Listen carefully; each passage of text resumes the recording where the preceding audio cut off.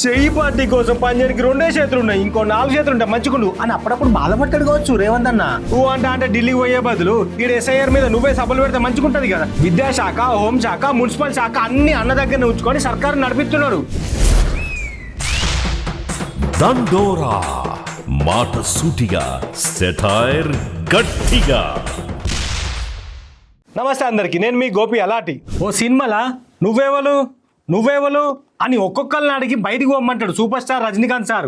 గట్లనే రేవంత్ అని కూడా ఒక్కొక్క ఎమ్మెల్యేని బయటికి పంపిస్తాడట. సీనియర్లు, జూనియర్లు, పెద్దోళ్ళు, చిన్నోళ్ళు అని ఏ తేడాలు చూపెట్టాడట. మరి గట్ల అందరినీ పంపించి ఒక్కడే ఉండి ఏం చేస్తాడు అని కారెడ్డ మాడారు ఆయనత.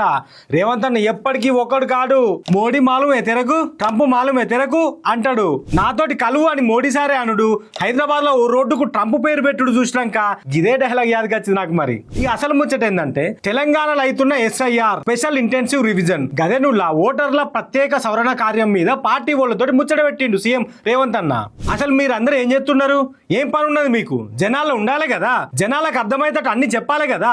ఎస్ఐఆర్ అని పెట్టిర్రు సెంట్రల్ సర్కార్ వాళ్ళు. మరి గది ఎట్లుంటది, దాంతో మనకు లాభం ఏంది, నష్టం ఏంది, అసలు గది ఎందుకు పెట్టిర్రు అనేది జనాలకు చెప్పాలి కదా. అందరికీ ఓ 10 రోజులు టైం ఇస్తున్నా, మధ్యుతనాన్ని ఇడిచిపెట్టి ఈ ఎస్ఐఆర్ మీద గట్టిగా పనిచేస్తే చెయ్యురు, లేకపోతే గంతయ్యగా ముఖం చూసి బొట్టు పెట్టుడు అసలు ఏముండయి అని ఎమ్మెల్యేల మీద మస్తు గరమైన సీఎం రేవంత్ అన్న. ఓ దిక్కు కార్ పార్టీ, పూ పార్టీ ఏమో ఎస్ఐఆర్ మీద మస్తుగా సభలు పెడుతుంటే, చెయ్యి పార్టీ లీడర్లు ఏమో పెట్టినట్టు మీటింగ్లు పెడుతున్నారట. ఆదిలాబాద్ లో కార్ పార్టీ వాళ్ళు 4 మీటింగ్లు పెడితే చెయ్యి పార్టీ 3 మీటింగ్లు పెట్టిందట. ఇప్పుడు ఈ కార్యాన్ని పట్టించుకోకపోతే దాంట్లో చెయ్యి పార్టీకి పడే ఓట్లు క్యాన్సిల్ అయితే వచ్చే ఎలక్షన్ల పెద్ద దెబ్బ తాకుద్దేమో అని బగ్గనే గావరైతున్నట్టున్నాడు మన రేవంత్ అన్న. అందుకే పార్టీ కోసం పనిచేసేటోళ్ళే ఉండాలి పార్టీలా, తతిమోళ్ళు బయటికి పోయినా మంచిదే అన్నట్టే మాట్లాడిండట. నియోజకవర్గ ఇన్ఛార్జి మంత్రులు, ఎమ్మెల్యేలు, సర్పంచులు అందరు గట్టిగా పనిచేయాలని వార్నింగ్ ఇచ్చిండు.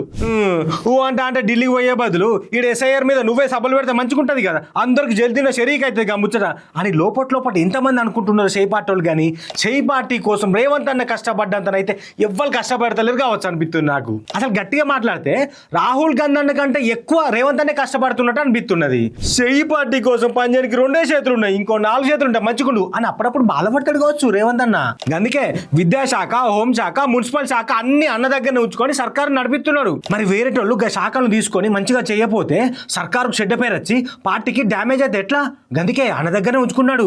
అందుకే పార్టీ గురించి గింతగానం ఆలోచన చేసేటోళ్ళే లేరు కావచ్చు అని అనబట్టిరు కొందరు తెలంగాణ పబ్లిక్. ఇక మరి చూడాలి ఎస్ఐఆర్ మీద జనాలకు ఎంత అవగాహన కల్పిస్తారో ఈ చెయ్యి పార్టీ వాళ్ళు అనేది. దండోరా మాట సూటిగా, సెటైర్ గట్టిగా.